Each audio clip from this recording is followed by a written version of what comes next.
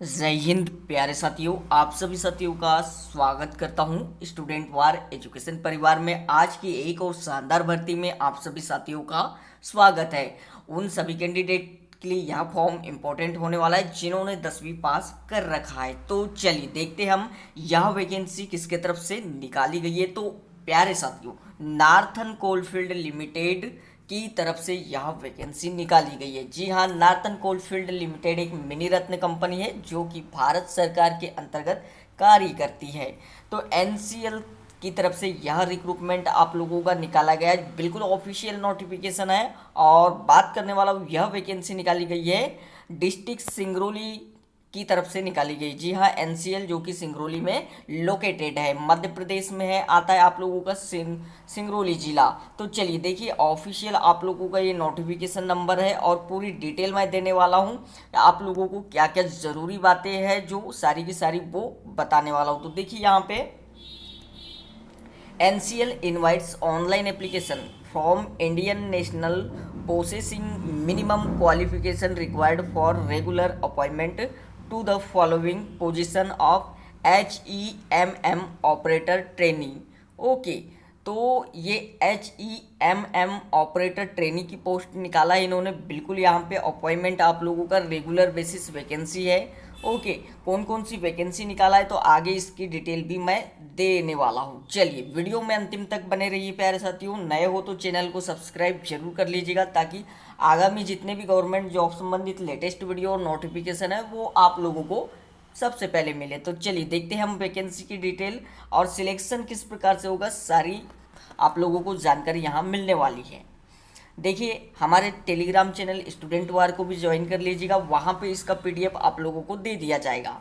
चलिए देखते position, minimum qualification और वैकेंसी। ठीक है, सारी की सारी डिटेल देख लेते हैं। सबसे पहले आप लोगों का पोस्ट का नाम देखेंगे, उसके बाद मिनिमम इसके लिए जो ज़रूरी क्वालिफिकेशन है और टोटल वैकेंसी की बात करने वाला हूँ मैं। देखिए यहाँ पे पूरा चार्ट आप लोगों के सामने है। सबसे पहले आप लोगों का है सोवेल ऑपरेटर। क्या है? सोवेल ऑपरेटर है एक पोस्ट आप लोगों की जिसकी 35 पोस्ट है। ठीक है, डंपर ऑपरेटर ट्रेनी इसकी 221 है, सबसे ज़्यादा डंपर ऑपरेटर की है। उसके बाद सरफेस माइनर ऑपरेशन की है जो कि 25 पोस्ट है। और फिर डोजर ऑपरेटर की है 37 पोस्ट। उसके बाद ग्रेडर ऑपरेटर की कितनी है? 6 पोस्ट है। अगला है पे लोडर ऑपरेटर, इसकी 92 पोस्ट है।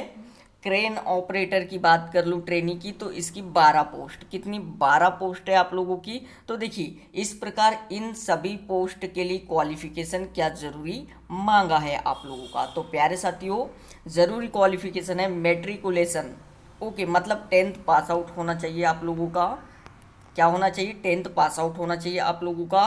और देखिए वैलिड HMV मतलब हेवी मोटर व्हीकल, भारी वाहन का जो है वो ट्रांसपोर्ट लाइसेंस आप लोगों के पास होना चाहिए। ओके, फ्रॉम एनी RTA या RTO ऑफ इंडियन स्टेट, किसी भी राज्य का। ओके, देखिए ये जो वैकेंसी है वो सेंट्रल लेवल वैकेंसी है। सभी कैंडिडेट इस फॉर्म को अप्लाई कर सकते हैं, किसी भी स्टेट का कैंडिडेट इस फॉर्म को अप्लाई कर सकता है क्योंकि ये सेंट्रल लेवल वैकेंसी है। टोटल आप लोगों की 338 पोस्ट है। देखिए यहाँ पे, अब आगे देखिए यहाँ पे और इम्पोर्टेंट जानकारी आप लोगों के लिए मैं बताने वाला हूँ।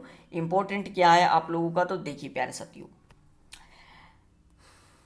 आप लोगों का जो है कैटेगरी वाइज 10th में कितने परसेंटेज वाले जो है इस फॉर्म को अप्लाई कर सकते हैं। अगर आप लोगों का 10th में जनरल और EWS कैंडिडेट्स की बात कर लेता हूँ, वो उनका 10th में 55% होना चाहिए, तभी इस फॉर्म को अप्लाई कर पाओगे। OBC नॉन क्रीमिनल कैंडिडेट की बात कर लूँ तो उनका 50% होना चाहिए 10th में, और SC ST कैंडिडेट का 45%। तो आप फॉर्म को अप्लाई करने के लिए एलिजिबल हो।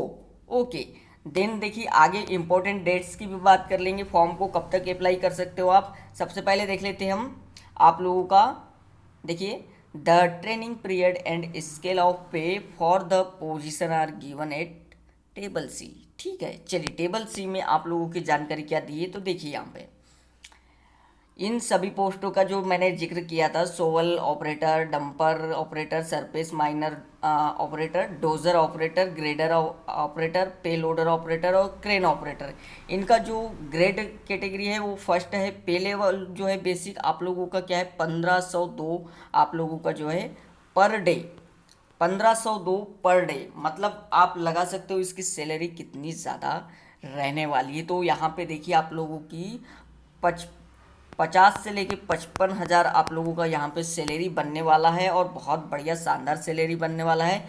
3 साल आपको ट्रेनिंग पीरियड में रखा जाएगा, उसके बाद आप लोगों को दिया जाएगा एक स्पेशल आप लोगों का जो भी है जगह, वहाँ पे आप लोगों को ऑपरेट करने के लिए बोला जाएगा। ठीक है, सबसे पहले 3 साल तक आप लोगों की यहाँ पे ट्रेनिंग चलेगी। आगे देखिएगा इस आप लोगों का इंपॉर्टेंट देखते हैं एज लिमिट। इस फॉर्म को अप्लाई करने के लिए आयु सीमा आप लोगों की क्या रहने वाली, तो मिनिमम 18 साल होना चाहिए और मैक्सिमम 30 साल। अब यहाँ पे कैटेगरी में छूट भी देता है आप लोगों को, जैसे इवारा और ईडब्ल्यूएस को देता, कोई भी छूट नहीं देता। ओके, 18 साल होना चाहिए मिनिमम और मैक्सिमम 30 साल।